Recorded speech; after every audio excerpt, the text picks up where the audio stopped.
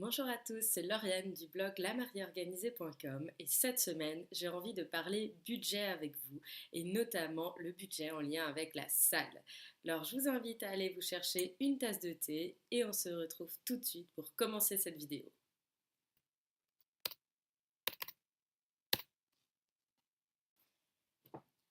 Voilà, vous venez de choisir votre salle.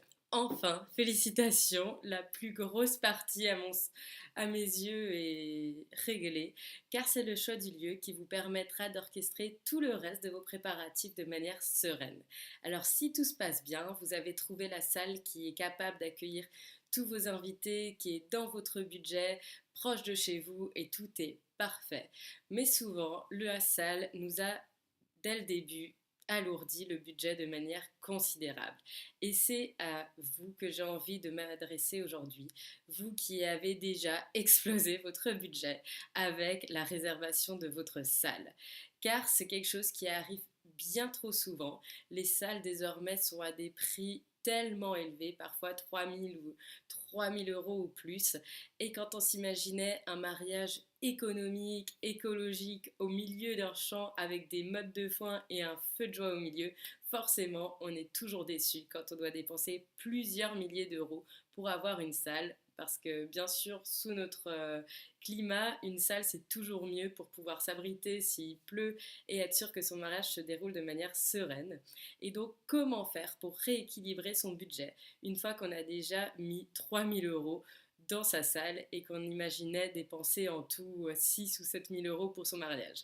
Alors c'est à vous aujourd'hui que je souhaite m'adresser et vous dire que surtout ne vous laissez pas happer par les dépenses qui viennent les unes après les autres dans l'organisation d'un mariage parce que vous trouverez des solutions au reste.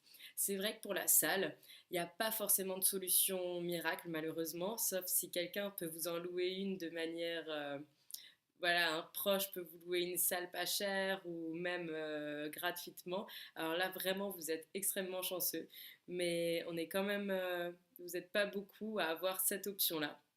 Donc, je vais vous expliquer comment surtout garder le cap sur votre budget, ne pas paniquer et rééquilibrer tout votre budget. Alors, les solutions qui s'offrent à vous pour le reste, c'est par exemple organiser un mariage participatif. Vous pouvez très bien vous imaginer organiser un apéro de manière participative et demander à vos invités d'amener chacun un cake salé ou quelque chose qu'ils auraient cuisiné. Vous pouvez faire ça pour tout le repas si vous le souhaitez.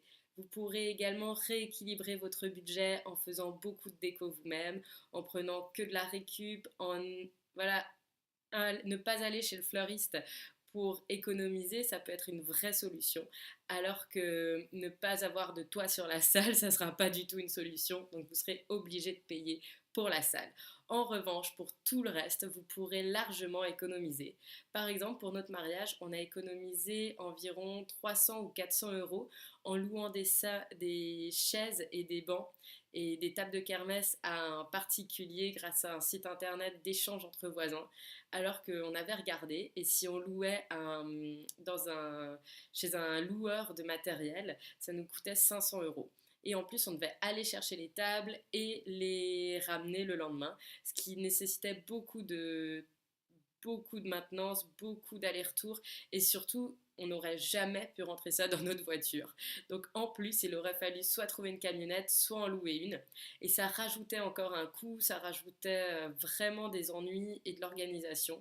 Alors que sur ce site d'échange entre voisins, c'est la personne qui a pu nous les livrer, qui est venue nous les chercher et pour à peine une centaine d'euros. Donc vraiment quelque chose de super abordable, super facile et qui nous a permis de rester serein. Alors c'est vraiment ça que j'ai envie de vous partager aujourd'hui. N'hésitez pas à aller faire des recherches sur internet, regarder les sites d'échange entre voisins, demandez à votre entourage de vous aider dans les préparatifs, voilà, s'il y a quelqu'un qui est doué en couture, demandez-lui de vous aider pour la robe. S'il y a quelqu'un qui est doué pour la pâtisserie, peut-être que vous pourrez mettre cette personne à contribution pour le dessert. Vraiment, regardez autour de vous. Tout le monde est plein de compétences et pourra vous aider à diminuer et surtout rééquilibrer le budget de votre mariage qui a été tellement entamé par la salle.